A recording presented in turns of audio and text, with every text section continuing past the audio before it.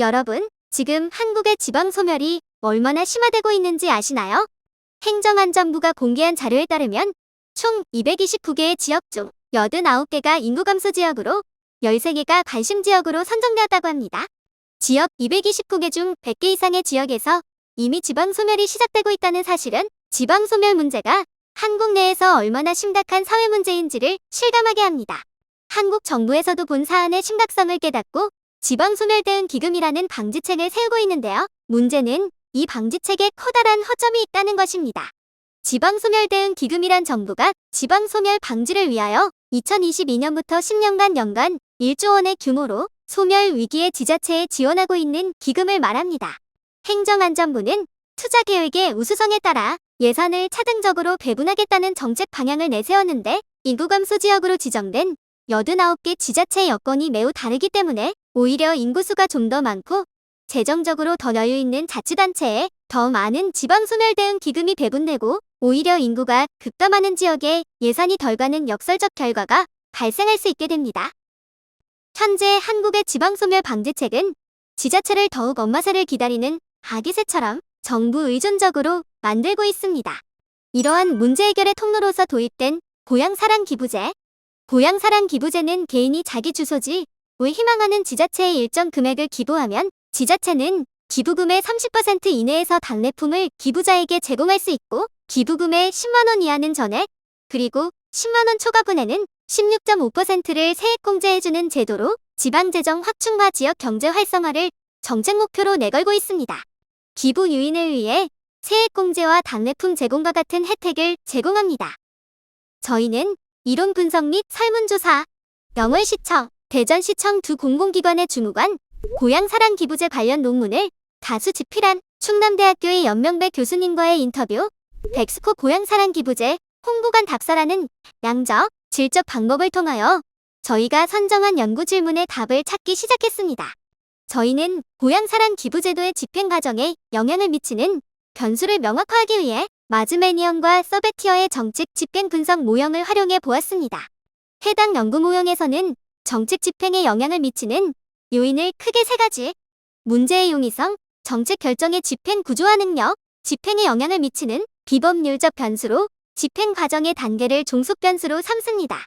저희는 집행 과정의 각 단계별 분석을 도출해내고 대중의 관심 및 지지, 지배기관의 지원, 집행자의 적극성 및 리더십 등의 변수를 활용하였습니다. 저희의 첫 번째 연구 질문은 고향사랑 기부제의 목표를 달성하기 위해 중앙정부와 지자체의 관계를 어떻게 설정해야 하는가입니다. 지방자치가 성공하기 위해서는 재원에 대한 지자체의 재량이 보장되어야 하지만 한국의 국세 대 지방세 비율에서도 볼 수 있듯이 한국의 지자체 재정 자립도는 미약한 수준입니다.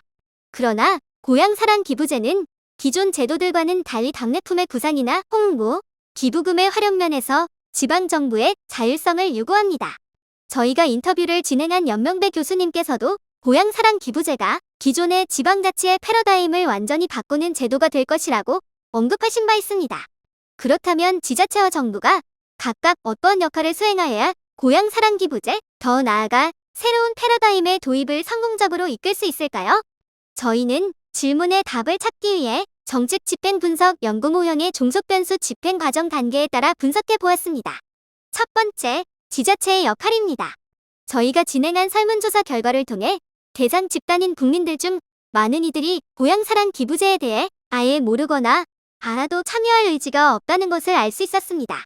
이러한 정책 산출에 대한 대상 집단의 불수능 문제는 홍보에 있어서의 제도적 제약이 지자체의 활발한 홍보를 막기 때문에 더욱 심화되고 있는데요. 대전광역시청 및 영월군청과의 인터뷰를 통해 지자체는 홍보에 노력을 기울이고 있지만 제도적 제약으로 인해 어려움을 겪고 있음을 알 수 있었습니다. 이러한 현실적인 제약 속에서 지자체는 보다 새로운 홍보 수단을 활용해 국민들에게 접근해야 합니다. 연구를 하면서 수집한 자료들을 토대로 저희는 특히 새로운 홍보 수단들 중 팝업 스토어에 주목했습니다. 팝업 스토어란 단기간에 오픈하는 매장을 일컫는 말로 최근 패션, 식품 등 다양한 브랜드에서 이러한 팝업 스토어를 오픈하면서 매우 효과적인 홍보 트렌드로 떠오르고 있습니다. 지자체들은 팝업 스토어라는 홍보 수단을 활용할 때 팝업 스토어의 본래 목적인 홍보와 판매뿐 아니라 국민들과의 소통 공간이라는 기능에 더욱 집중해야 합니다.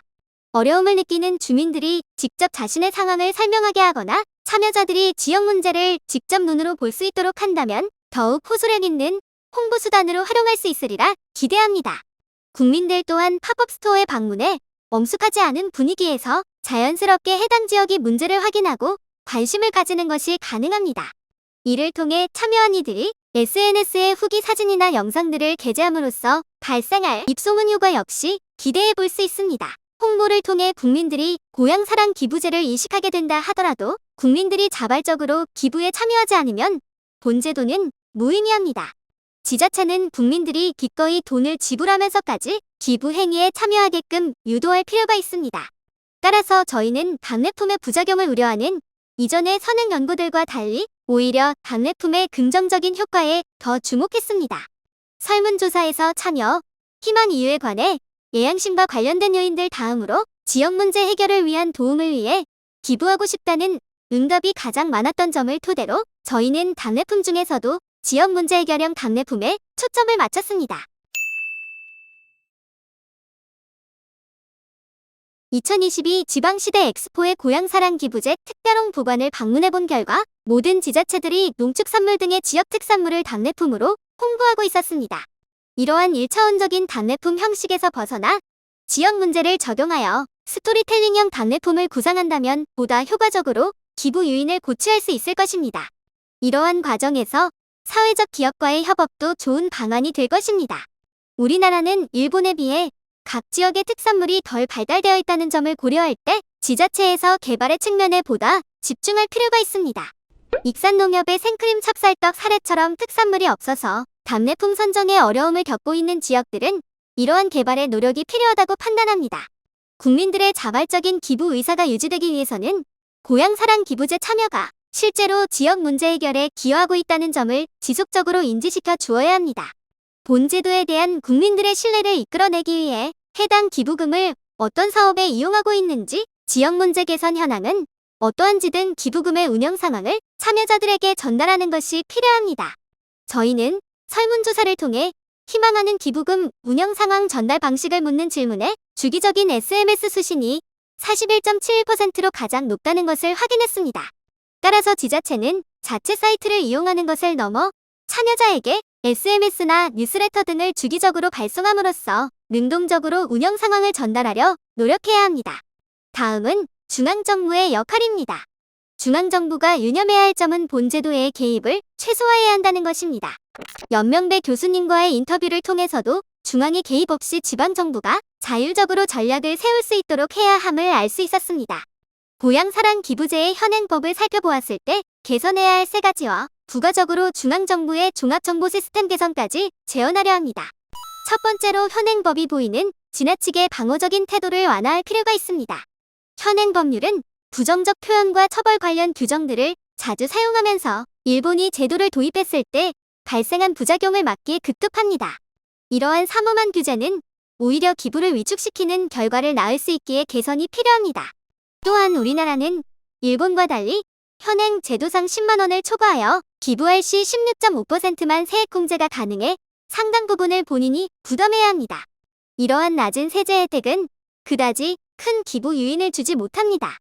앞서 지자체의 역할에서도 언급했듯이 개별적 접촉을 통한 모금을 전면 금지하는 현행 법률은 홍보에 있어서 실무자들에게 큰 제약을 주고 있습니다. 발생한 문제를 차단하는 법 조항은 물론 필요하지만 지자체의 편의를 좀 더 고려하여 보다 유연한 법률 개정이 필요해 보입니다. 부가적으로 중앙정부의 종합정보 시스템 개선도 필요합니다. 행정안전부는 고향사랑이음이라는 종합정보 시스템을 구축했는데요. 저희는 종합정보 시스템에 크라우드 펀딩을 적용하는 방안을 제안하려 합니다. 지자체들만의 스토리텔링을 종합정보 시스템으로 한데 모은다면 기부자들이 기부 지역을 더 편하게 선택할 수 있으리라 기대합니다. 두 번째 연구 질문은 고향사랑 기부제에서 지자체가 달성해야 할 궁극적인 목표는 무엇이며 이를 달성하기 위해 무엇을 해야 하는가입니다. 행정안전부가 고향사랑 기부제, 이 제도를 내세운 당시 지역 경제 활성화 및 지방 재정 확충을 목표로 내걸었기에 지자체들이 지방 재정 확충에 집중하는 것은 당연합니다. 다만 저희는 과연 기부금이 수도권에 편중된 재정을 지방정부에 실질적으로 분산시킬 수 있을지 그러면 지자체가 재정 확충이라는 목표에 집중하는 것이 맞는지에 대해 의문이 생겼습니다. 따라서 저희는 고향사랑 기부제도 국가 균형 발전을 도모하기 위해 시행되는 만큼 이를 달성하기 위해 지자체가 무엇에 초점을 맞춰야 할지 찾기 시작했습니다. 연명배 교수님께서는 우리의 고향사랑 기부제는 일본의 고향 납세제에 비해 중앙으로부터 지방으로 재원이 이전되는 수직적 재정형 평화 효과는 상대적으로 크지만 수도권 및 대도시와 농어촌 지역 간 수평적 재정형 평화 효과는 상대적으로 약할 것으로 예상하고 계셨습니다. 실제 인식조사 결과 응답자 중 과반수가 연간 10만 원 이하의 기부금을 내겠다고 답한 것을 보아 소액 참여가 상대적으로 많을 것으로 예상됩니다. 이는 본 제도로 지방정부의 재정을 확충하고 지방자치단체 간 재정 격차를 해소하기에는 어렵다는 것을 시사합니다. 그렇다면 고향사랑 기부제의 궁극적인 정책 목표는 무엇이 되어야 할까요? 저희는 본 연구에서는 연구 모형에서의 대중의 지지 변수를 확인할 수 있는 설문조사 결과를 통해 관계인구라는 개념에 초점을 맞추었습니다. 관계인구는 자신이 마음에 드는 지역에 주말마다 방문하거나 빈번히 들르지는 못하더라도 어떠한 형태로든 지역을 응원하고자 하는 사람들을 말합니다. 관계인구의 핵심은 지역 방문이라고 할 수 있는데 고향사랑 기부제가 이를 가능하게 해주리라 기대합니다. 지역 문제 해결형 답례품을 통해 기부자들의 지역 방문을 이끌고 더 나아가 관계인구 형성 가능성까지도 예상해 볼 수 있습니다. 지자체가 궁극적인 정책 목표를 관계인구 형성으로 설정한다면 정책 지원자와 집행자에게 지지를 받아야 비로소 성공적인 정책 집행이 가능할 것입니다. 따라서 저희는 연구 모형의 비법률적 변수 중 지배기관의 지지, 집행자의 적극성 변수를 활용하여 분석하였습니다. 우선 지배기관의 지지는 중앙정부의 지지, 지원이라고 볼 수 있는데 현 정부가 생활인구라는 개념을 제도화하거나 정부의 인구 정책이 관계인구를 지향하는 쪽으로 바뀌고 있다는 점에서 지배기관의 적극적 지지를 예상할 수 있습니다. 다음으로는 집행 담당자의 적극성과 리더십 변수입니다. 저희는 집행 담당자를 지자체로 설정하고 고향사랑 기부제를 준비하고 있는 지자체들이 관계인구와 관련하여 얼마나 적극적일지 조사해보았습니다. 첫 번째로 영월군청과의 인터뷰를 통해서 영월군이 3년 전부터 관계인구라는 개념을 인구정책에 도입하여 활용하고 있었다는 점을 확인할 수 있었고, 백스코에서도 전남이나 전북 등에서 도민증이라는 형식으로 고향사랑 기부제를 통해 지역의 관계인구를 구축하려는 노력을 하고 있다는 것을 알 수 있었습니다. 또한 부산, 강원, 충남 등의 지자체에서 이미 생활인구를 늘리기 위한 정책을 진행하고 있다는 점들을 미루어 보았을 때 앞으로도 꾸준히 관계인구 개념에 관심을 유도한다면 지역을 살리고자 하는 지자체 집행 담당자들의 적극성과 리더십 발휘를 기대해 볼 수 있습니다. 지방 소멸은 해결이 시급한 문제이지만 지방자치가 미약한 우리나라에서는 지방이 자립돼 살아갈 수 있는 그 제도적 기반이 탄탄하지 않습니다. 고향사랑 기부제는 지금까지의 패러다임을 바꾸고 지방 자립과 상생을 위한 제도적 기반을 다질 수 있는 첫걸음입니다. 저희는 그런 고향사랑 기부제가 어떻게 본적을 달성하면서도 여러 사람들에게 사랑받는 제도가 될 수 있을지 고민했고, 2가지 연구 질문을 선정하고 그 답을 찾고자 했습니다. 연구를 진행하면서 고향사랑 기부제가 아직 본격적인 시행이 되지 않았기 때문에 연구에 필요한 자료를 찾기 쉽지 않았습니다. 시청, 군청과의 인터뷰에서도 보안을 이유로 아직 공개되지 않아 보고서에 쓰지 말아 달라고 했던 자료도 많았습니다. 하지만 아직 시행되지 않은 제도이기 때문에 현 시점에서 저희의 연구가 더 가치 있기도 합니다. 저희는 고향사랑 기부제가 지역 문제를 다루는 데 있어 완전히 새로운 패러다임을 제시할 수 있다고 보았습니다. 따라서 바뀔 패러다임에서 가장 기본적인 틀이들, 중앙정부와 지자체의 관계를 설정하는 것에서부터 더 나아가 지자체가 해야 할 구체적 역할까지 제시했습니다. 연구를 하며 많은 성공 사례와 실패 사례를 보았습니다. 실패에는 각자 저마다의 이유가 있었지만 성공한 지역과 단체에는 모두 2가지 공통점이 있었습니다. 바로 발로 뛰는 행정, 그리고 지역에 대한 애착입니다. 지역 문제를 외부에 맡기지 않고 기업과 정신을 가지고 적극적으로 문제 해결을 위해 뛰어드는 자세를 가져야만 지역을 넘어 수많은 사람들에게 공감을 얻을 수 있다는 것을 느꼈습니다. 고향사랑 기부제의 시행이 이제 채 한 달도 남지 않았습니다. 저마다의 기대와 고민을 안고 각자의 자리에서 고향사랑 기부제를 힘껏 준비하고 계시는 분들을 만나 뵙고 이야기를 나누며 그리고 집요한 열정으로 끝내 지역 문제를 해결하고 사람들의 공감을 얻은 많은 사례들을 보며 풀리지 않는 숙제와도 같았던 지역 소멸 문제에 고향 사랑 기부제가 조금이나마 도움이 될 것이라는 희망을 보았습니다.